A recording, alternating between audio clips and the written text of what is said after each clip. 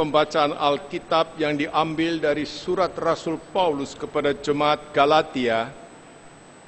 Surat Galatia pasalnya yang pertama, mulai dari ayat yang ke-11 sampai dengan ayat yang ke-24, yang sebentar akan dibacakan oleh seorang penatua. Namun sebelumnya, saudara, mari kita memohon agar kiranya kuat kuasa Roh Allah menolong memberikan pencerahan pada pikiran dan hati kita untuk boleh kita mengerti akan firman Tuhan dengan baik dan memahaminya dengan benar. Bahkan juga kami dimampukan untuk melaksanakan dalam hidup kita. Mari kita berdoa, saudara. Tuhan Allah Bapa kami di surga, kami menyadari bahwa hidup kami benar-benar bergantung padamu, pada tuntunan tangan-Mu, melalui firman-Mu yang Kau sediakan bagi kami. Kami sungguh merasa berbahagia sebagai anak-anak tebusan Bapa. Kami boleh Engkau peliharakan dari hari ke hari. Dan kini ya Bapa, kami bersama-sama hendak membaca firman-Mu. Kami ingin merenungkannya, tetapi menyadari akan kelemahan dan keterbatasan diri kami. Tolong serahi akan pikiran dan hati kami Bapa dengan kuat kuasa Roh-Mu yang kudus, agar sebentar ketika hamba-Mu menyampaikan pemberitaan firman Tuhan, kami dapat mengerti dengan baik dan memahaminya dengan benar. Bahkan ya Bapa, tolong kami, jangan kami tidak menyia-nyiakan firman-Mu, tetapi agar supaya kami benar-benar menghayatinya dalam hidup kami, sehingga kami boleh merasakan akan kasih karunia-Mu dalam hidup kami. Bapa di surga, inilah kami yang siap untuk mendengar. Berfirmanlah kepada kami, demi Kristus Tuhan, firman yang hidup. Amin.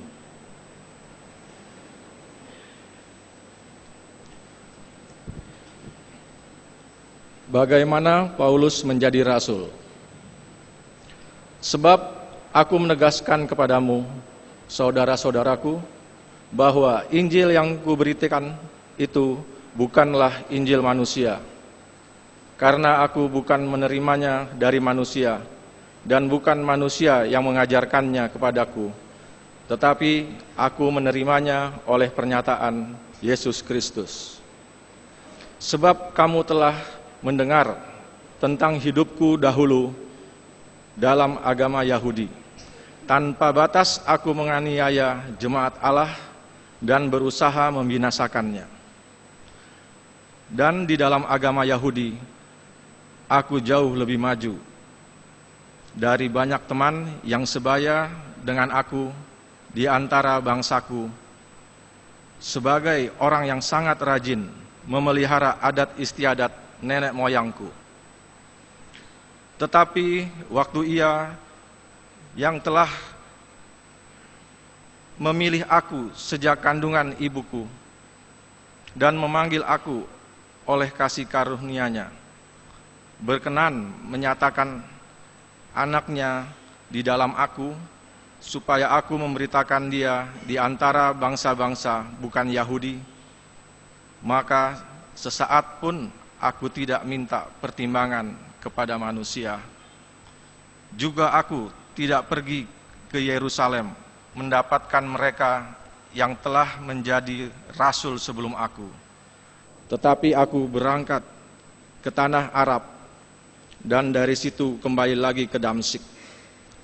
Lalu 3 tahun kemudian aku pergi ke Yerusalem untuk mengunjungi Kefas, dan aku menumpang 15 hari di rumahnya.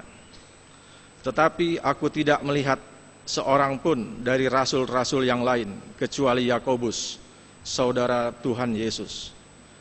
Di hadapan Allah kutegaskan, apa yang kutuliskan kepadamu ini benar, aku tidak berdusta.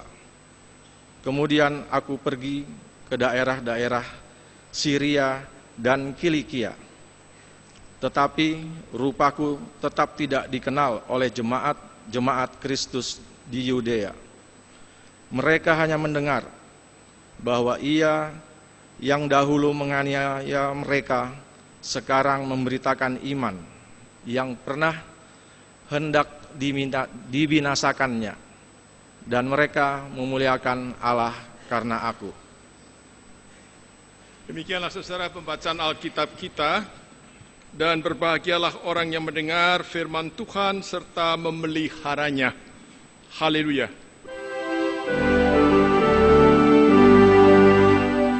Haleluya, haleluya, haleluya.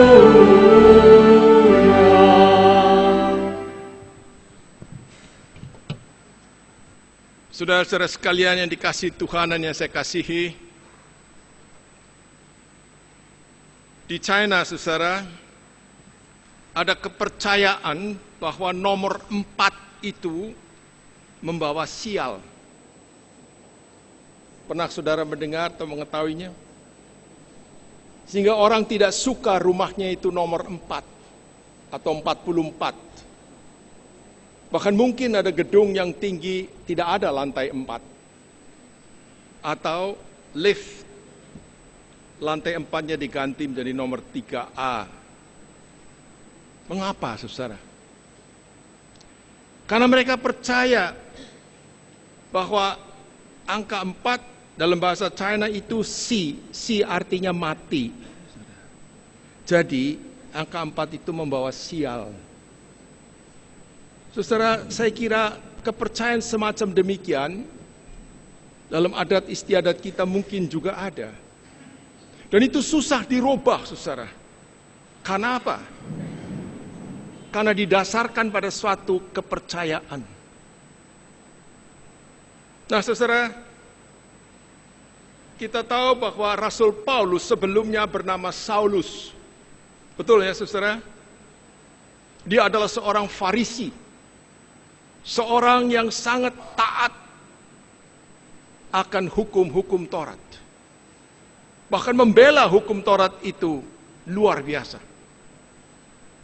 Dan saudara, di dalam ketaatannya melaksanakan hukum Taurat ini, saudara, Rasul Paulus ini tidak segan-segan untuk mengejar-ngejar pengikut-pengikut Kristus dan menganiaya mereka.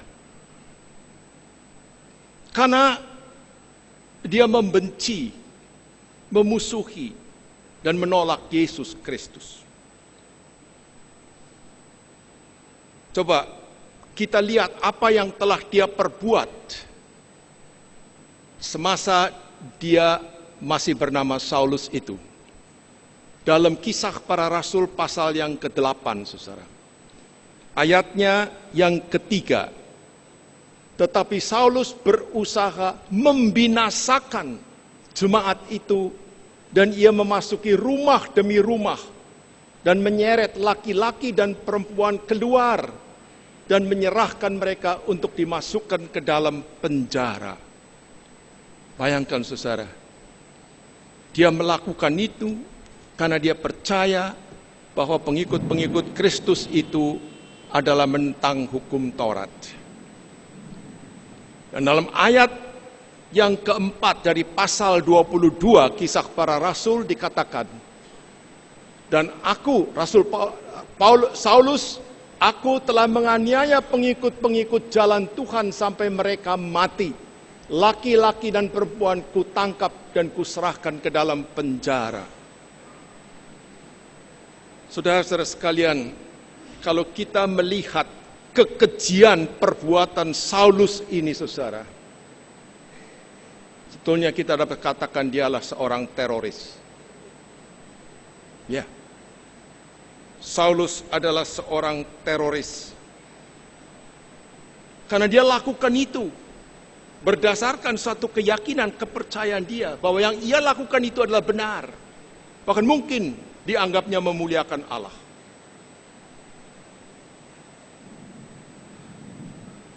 Dan dia melakukan itu, saudara, adalah untuk menyucikan dirinya. Adalah untuk mengungkapkan kepercayaannya. Dan juga untuk menyelamatkan dirinya. Sikap dan tindakan seperti ini, saudara, tidak mudah dirubah. Sangat sulit. Sebab ini berdasarkan sesuatu keyakinan, kepercayaan. Maka saudara tidak heran jikalau terorisme masih merajalela di mana-mana. Nah, saudara, bagaimana sampai Saulus ini kok bisa berubah 180 derajat? Ini, saudara, yang sebetulnya mengherankan bagi kita. Sebagai musuh Yesus Kristus, dia berubah 180 derajat menjadi murid Yesus Kristus. Pasti ada suatu kekuatan, ada suatu kuasa yang luar biasa yang terjadi pada dirinya. Saudara bisa membaca ceritanya, pertobatan Saulus ini dalam Kisah Para Rasul pasal 9. Panjang itu. Mungkin nanti sebaiknya saudara baca di rumah. Nah, saudara, sebagai Paulus yang sudah berubah dari Saulus, ia tidak malu untuk bersaksi dan menceritakan akan dirinya masa lalu. Apa yang kita baca tadi dari Galatia 1, saudara, adalah suatu kesaksian atas dirinya sendiri. Coba kita baca ayatnya yang ke-13 dan 14. Sebab kamu telah mendengar tentang hidupku dahulu dalam agama Yahudi. Tanpa batas, aku menganiaya jemaat Allah dan berusaha membinasakannya. Dan di dalam agama Yahudi, aku jauh lebih maju dari banyak teman yang sebaya dengan aku di antara bangsaku. Sebagai orang yang sangat rajin memelihara adat istiadat nenek moyangku. Saudara, itu adalah kesaksian dirinya sewaktu dia masih Saulus. Dan kalau dia bisa berubah, saudara, apa yang dia katakan? Apa yang merubah dia? Mari kita baca ayat 15. Ini yang penting, saudara. Tetapi waktu maksudnya waktu Tuhan Yesus, yang telah memilih aku sejak kandungan ibuku dan memanggil aku oleh kasih karunia-Nya. Oleh kasih karunia-Nya. Saudara-saudara sekalian yang dikasihi Tuhan, bukan oleh karena hukuman Tuhan, tetapi justru oleh kasih karunia Tuhan. Lalu dia sadar dan dia berubah, bertobat, saudara. Tadi saya katakan bahwa dalam Kisah Para Rasul pasal 9 ada cerita tentang pertobatannya.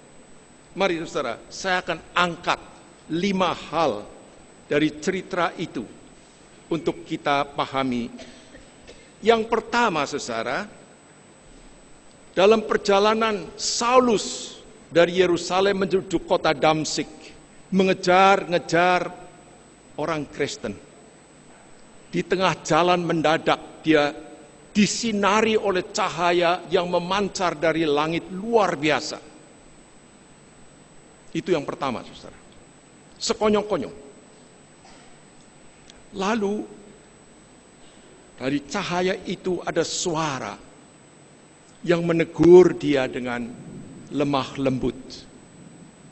Memanggil dia, Saulus, Saulus, mengapa engkau menganiaya aku? Ternyata itu adalah suara Tuhan Yesus sendiri. Dan yang ketiga, saudara, akibat dari sinar yang luar biasa itu, Saulus ini menjadi buta selama 3 hari. Dan yang keempat, kemudian Tuhan mengutus hambanya yang bernama Ananias untuk pergi mengunjungi Saulus ini yang buta dan mendoakannya.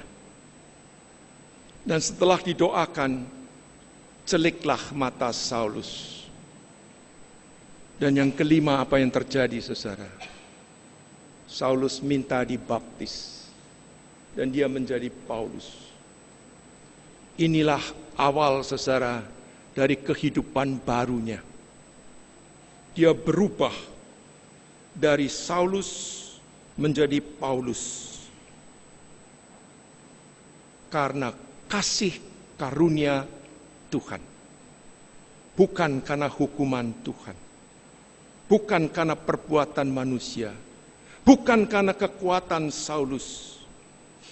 Saulus yang tadinya seorang yang membenci, yang marah dan memusuhi Yesus dan murid-muridnya, berubah total menjadi seorang yang mengasihi, yang memberitakan kasih karunia Tuhan, dan yang merangkul orang-orang yang menerimanya menjadi pengikut-pengikut Kristus. Luar biasa, saudara. Luar biasa.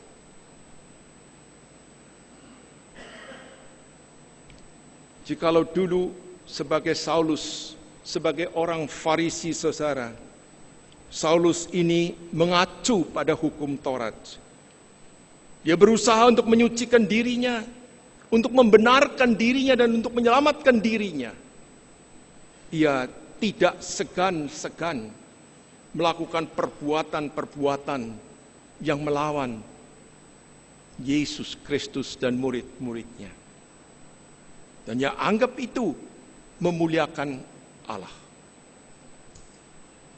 Tetapi saudara, setelah berubah, dia memberikan dirinya, dipakai oleh Tuhan justru untuk memberitakan Injil, yaitu kasih karunia Tuhan, bukan Injil manusia. Dan dia lakukan itu, saudara, tidak hanya kepada orang-orang Yahudi sebangsanya, tetapi juga kepada mereka yang non-Yahudi, saudara. Saudara-saudara sekalian, Saulus berpikir bahwa mengejar-ngejar orang Kristen, menganiaya, memenjarakan, bahkan mungkin membunuh adalah suatu perbuatan yang memuliakan Allah. Tetapi saudara, ternyata itu bukanlah hal yang sejalan dengan misi Yesus Kristus. Sebab misi Yesus Kristus adalah juga agar supaya manusia memuliakan Allah. Tetapi bukan untuk mendatangkan ketakutan, penderitaan, kesusahan, dan penjara. Saudara, ketika Yesus lahir, berita dari sorga mengatakan bagaimana?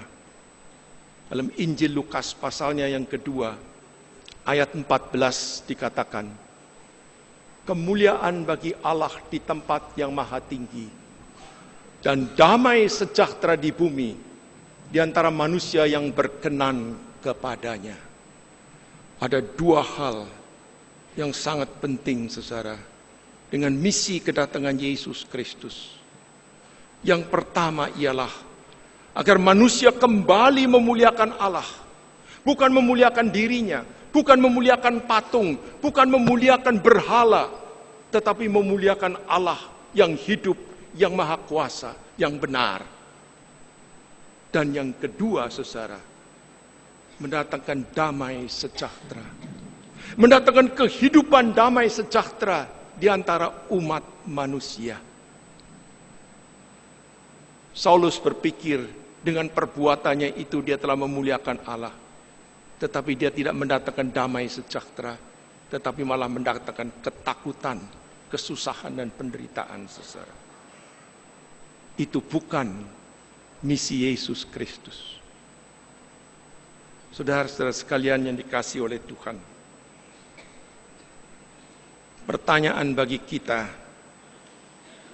apakah kita yang sudah dibaptis betul-betul juga pernah merasakan akan kasih karunia Tuhan, mengalami, memahami, dan merasakan kasih karunia Tuhan yang luar biasa itu. Bagaimana saudara menerima kasih karunia Tuhan itu? Bisa bermacam-macam caranya.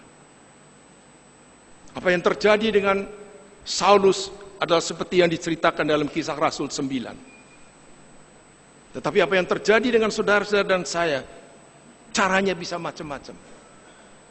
Cara Tuhan menegur kita, cara Tuhan menghampiri kita, cara Tuhan menyadarkan kita bisa berbeda-beda, bermacam-macam. Tetapi yang penting, saudara,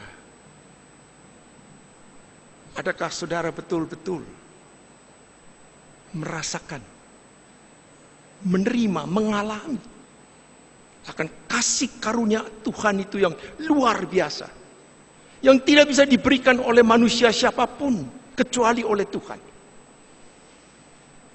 Bab ini penting, saudara. Banyak sekali orang Kristen yang sudah memuliakan Allah, rajin memuliakan Allah melalui doa, melalui ibadah, melalui puji-pujian dan sebagainya. Tetapi pertanyaannya, apakah yang dia perbuat memuliakan Tuhan juga mendatangkan damai sejahtera bagi banyak orang? Inilah yang patut kita renungkan, saudara. Rasul Paulus sendiri, saudara, dalam pembukaan suratnya kepada jemaat Galatia, dia mengatakan ayat 1, 2, 3, 4 demikian. Dari Paulus, seorang rasul bukan karena manusia, juga bukan oleh seorang manusia. Berarti dia menyadari bahwa kerasulannya bukan karena diangkat atau dipilih oleh manusia, melainkan oleh Yesus Kristus dan Allah Bapa yang telah membangkitkan dia dari antara orang mati. Dan dari semua saudara yang ada bersama-sama dengan aku kepada jemaat-jemaat di Galatia, kasih karunia menyertai kamu dan damai sejahtera dari Allah Bapa kita dan dari Tuhan Yesus Kristus. Ayat 3, saudara. Kasih karunia menyertai kamu dan damai sejahtera dari Allah Bapa kita dan Tuhan Yesus Kristus, yang telah menyerahkan dirinya karena dosa-dosa kita untuk melepaskan kita dari dunia jahat yang sekarang ini menurut kehendak Allah dan Bapa kita. Saudara-saudara sekalian, kedatangan Yesus Kristus ke dalam dunia ini sungguh luar biasa dengan kasih karunia-Nya, mau mengembalikan manusia untuk mengenal Allah yang benar dan memuliakan Allah, tetapi sekaligus juga memulihkan kehidupan yang damai sejahtera. Itulah yang dikehendaki oleh Tuhan. Dan dalam hal ini, Saulus dipanggil oleh Tuhan Yesus Kristus dan dirubah menjadi Paulus yang menyerahkan dirinya sepenuhnya untuk menjadi alat kemuliaan Tuhan dan damai sejahtera bagi umat manusia.